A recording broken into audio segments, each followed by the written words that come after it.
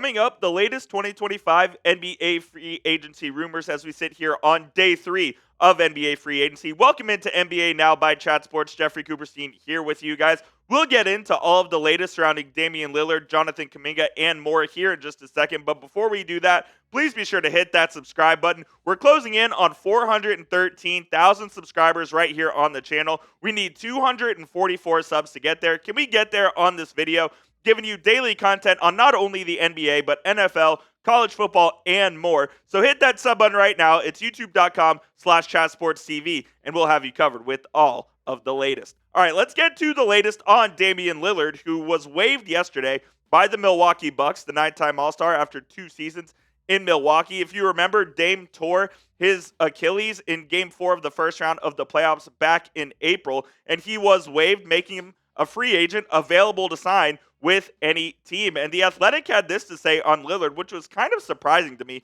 Not surprisingly to The Athletic, league sources say Lillard received calls from several contending teams quickly after the news broke of his Bucks career coming to an end. League sources say Golden State Warriors, Boston Celtics, and the Los Angeles Lakers are known to be among the many teams that would have interest in doing a deal sooner rather than later. That's the interesting part. The question is whether he wants to sign with the team now and rehab while under their care, or wait till next summer to reassess the situation. And I did think it was interesting that The Athletic came out with this report, because it's all more than likely that Damian Lillard is going to miss the entirety of the 25-26 NBA season. So why would he want to sign with the team now as opposed to next summer when he can have his pick of the litter? A lot can happen in a season, and I can see it from Dame's perspective. Maybe he wants to sign with the team so he can have a full NBA athletic training staff at his disposal for this rehab, or maybe he just wants to pick a team like, I don't know, for instance, the Los Angeles Lakers that have a need at backup point guard, and maybe if his rehab is accelerated to the point where maybe he could play in April, about a year removed from his injury, and he could give the Lakers or someone limited minutes there down the stretch of the season and into the postseason. He could be thinking that as well, but he is owed $113 million over the next 5 seasons, so it's not like he needs the money or anything like that. Like, he could play on maybe even a veteran minimum if he wanted to, because he's going to be getting paid out $20+ million over the next 5 years. So I'll be curious to see if Lillard does end up signing this summer and just sitting out the season while rehabbing with the team, or if he just decides to do it on his own. I think both options are on the table, but it does sound like it's more likely that he signs with the team this offseason, which, in my opinion, is quite a surprise, because I don't believe he's going to end up suiting up for any team this year. But let me know where you think Damian Lillard will play next. Will it be the Los Angeles Lakers, the Golden State Warriors, Boston Celtics? Drop a team down in the comments where you think Damian Lillard is going to play. This will be the pinned comment on today's show. You may get hit with the YouTube ad break here in just a couple of seconds. And while that happens, go on down there and get your votes in where you think Damian Lillard is going to play next. I think Dame sits out this season and goes home to play with the Portland Trail Blazers in 2026. The Blazers were rumored to be among the teams with interest in Dame. And what a better team to go basically end his career with than the team he started it with in the Portland Trail Blazers. The Blazers are trying to do a bunch of different things. We don't really know what the direction of that roster is. And maybe Dame has kind of given up on the chance to go win an NBA title as a number 1 option or a number 2 option on a team. Look, he's still very good. Last season, before the torn Achilles, averaged 25 points, 7 assists, and shot it well from 3 as well. He could be a mentor and help out Chauncey Billups and kind of be an extension of the coaching staff on that Portland Trail Blazers team. Try to bring Scoot Henderson along and a bunch of the young guys that they have there in Portland. So if I'm predicting right now, I think Dame goes home, plays with the Trail Blazers for the next couple of seasons in 2026, and then calls it quits on what I think is a Hall of Fame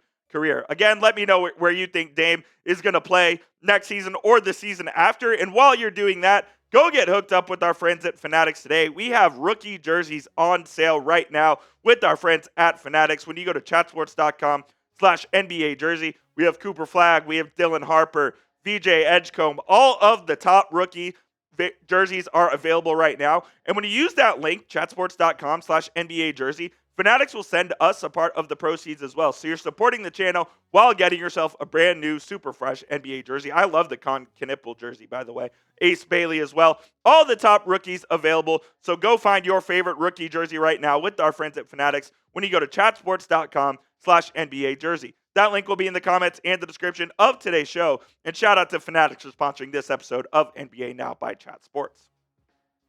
Let's get to the latest on Jonathan Kuminga, who is one of the top free agents still available on the board right now.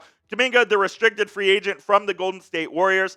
And it's hard to gauge what his market is, to be honest. He could re-sign with the Warriors. He could end up elsewhere. Jake Fisher had this to say on Jonathan Kuminga's future, where he said both the Warriors and Kuminga's representation were prepared for the 22-year-old forward restricted free agency to develop slowly, which it clearly has, given there's been no market really for him so far, given that the Brooklyn Nets were the only team that entered the market with ample salary cap space to make a bid. On the other hand, it's difficult to see where an offer sheet might come from, raising the possibility of Kuminga re-signing with the Warriors here on a short-term deal. There have been a few teams linked to a Jonathan Kuminga deal, so let's break those down a little bit. The Miami Heat have been linked to a potential Kuminga deal, and there's been talk of a sign-in trade between the Warriors and the Miami Heat for Kuminga. Maybe Andrew Wiggins returning to the Warriors on the back end of that deal. I could see the fit with Kuminga and the Warriors. He's a younger version of Jimmy Butler with a little more offensive pop. Definitely not the pedigree or the tenacity or the passion, the leadership of any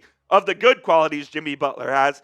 But there is some juice there, and I know the Heat have been linked to him, as have the Chicago Bulls, who are just looking for any scoring punch whatsoever. Kuminga could go in there and be a 20-point-a-night scorer for the Bulls, so that could be a potential destination, but they also have restricted free agent Josh Giddey, who they have to work out a deal with as well, so that leaves something up in the air. The New Orleans Pelicans have also been linked to them. They have no direction as a franchise whatsoever, so who better to bring in than Jonathan Kuminga, who has little direction as a basketball player himself.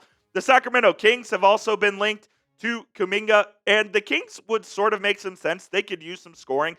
Maybe would you flip Keegan Murray for Jonathan Kuminga? I know I like Keegan Murray as a player, but he's been a little disappointing, a little more disappointing than you would think in Sacramento. So maybe that's a deal where Keegan Murray could go the other way and the Kings end up with Kuminga on a long-term deal. But Jonathan Kuminga, over 4 seasons in the league so far, his best year was by far 23-24, where he averaged 16 points a game on over 50% from the field. Last season with the Golden State Warriors, Steve Kerr more or less phased him out of the rotation. He was also dealing with some injury, and Kerr did not trust him in the playoffs whatsoever until Steph Curry ended up getting hurt, and then they kind of went to Kuminga to try and figure out some things on offense, and he actually played decently, but the Warriors, the situation with Kuminga and the Warriors is strange because owner Joe Lacob absolutely loves him and wants to keep him at all costs. Steve Kerr and GM Mike Dunleavy aren't huge fans of Kuminga, so I wouldn't call it a power struggle, but a little disagreement between the Warriors front office on what the future for Jonathan Kuminga should be. So maybe he still ends up with the Warriors just because the owner, who is the boss and evidently makes the final decision, does like Jonathan Kuminga, the player, but it's hard to see how he fits with the Golden State Warriors going forward, especially given their immediate window to try and win now in the twilight of Steph Curry and Draymond Green's career. Let me know down there in the comments where you think Jonathan Kuminga, or if you think he will re-sign with the Golden State Warriors. If you do, type Y for yes. If you do not, type N for no. Let me know what you guys think down there in the comment section. My prediction, I think Jonathan Kuminga accepts the qualifying offer. If you don't know what the qualifying offer is, every restricted free agent is offered the qualifying offer to make them a restricted free agent, which is right around $8 million, $9 million bucks or so. And then if you accept that, it's a 1-year deal and it makes you an unrestricted free agent the following summer. At the end of the day, that's what I think Jonathan Kuminga's best course of action is to take the 1-year, $9 million deal with the Golden State Warriors and then become an unrestricted free agent next summer. Maybe he has a career season and gets a bag next year, but no team has cap space and no team is going to really put in a bid for Kuminga because at this point, they would just be bidding against themselves. Final update today is on Deandre Ayton, who has buzz from multiple teams, most notably the Los Angeles Lakers, and now it seems like the Indiana Pacers also have interest in Ayton after losing Miles Turner, surprisingly, to the Milwaukee Bucks, as Turner went and signed a 4-year, $107 million deal over there in Milwaukee. And Ayton's time in Portland did not really go as planned after being traded from the Phoenix Suns in 2 seasons. Last year, he still put up decent numbers with 14 and 10 and, got a block a night as well, decent around the field. But the story with DeAndre Ayton isn't the fact that he can put up numbers. Like, he certainly can put up numbers. I think it's the attitude. It's how he fits in the locker room. It's how he fits in a winning situation. And the Phoenix Suns were tired of Ayton. They traded him. I think the Portland Trailblazers were tired of Ayton, so they want to move on from him as well. And maybe he finds himself in a situation with the Indiana Pacers, with Rick Carlisle, who is known to have interest in Ayton before. That could possibly work for him. He would be the starting center for that team this year. Without Tyrese Halliburton, I'm not sure the Pacers are going to be a fantastic team, but when Halliburton comes back next season, if they were to sign Ayton to a multi-year deal, I do think that Ayton in the pick and roll with Halliburton could be a really good fit. And maybe he's ends up in Indiana, finds a home, and is able to get himself into a winning situation where he's able to contribute positively, because he wasn't, like I said, he was not in Phoenix, he was not in Portland, so maybe he finds his third home and is able to do damage there. See, a little CP3 talk as well, as Milwaukee has also shown interest in the veteran guard per Chris Haynes. Teams like the Phoenix Suns and Los Angeles Clippers were rumored to be most interested in CP3 as he wanted to stay on the West Coast. The Dallas Mavericks had interest early in the process as well, but they went out and signed D'Angelo Russell. CP3 can still play ball, man. Last year with San Antonio, played in 82 games and started all 82 of them as a 39-year-old. Still averaged over 7 assists a game. Really doesn't turn the ball over. Also averaged over a steal per game as well. I think he shot 38% from three-point land. So if a team is looking for a veteran point guard to either start or come off the bench, I think Chris Paul can still be a positive contributing factor to a winning situation. Milwaukee still trying to win with Giannis. They ended up signing Miles Turner despite letting Damian Lillard go. If you throw Chris Paul into there with Giannis, with Miles Turner, with the other pieces that they have, I still think Milwaukee can be a top 6 team in the Eastern Conference. Maybe Paul is moving off his stance of wanting to stay west a little bit with Phoenix and with the Clippers. So if Milwaukee ends up with CP3, I think they could do a lot worse for their point guard situation this season. One more reminder to hit that subscribe button. If a major move happens here in the NBA, we have you covered. We're your one-stop shop for all things NBA news and rumors, free agency, trades, and more. So hit that sub button, youtube.com/chatsportstv. We'll be live later covering all of the latest NBA free agency news and rumors.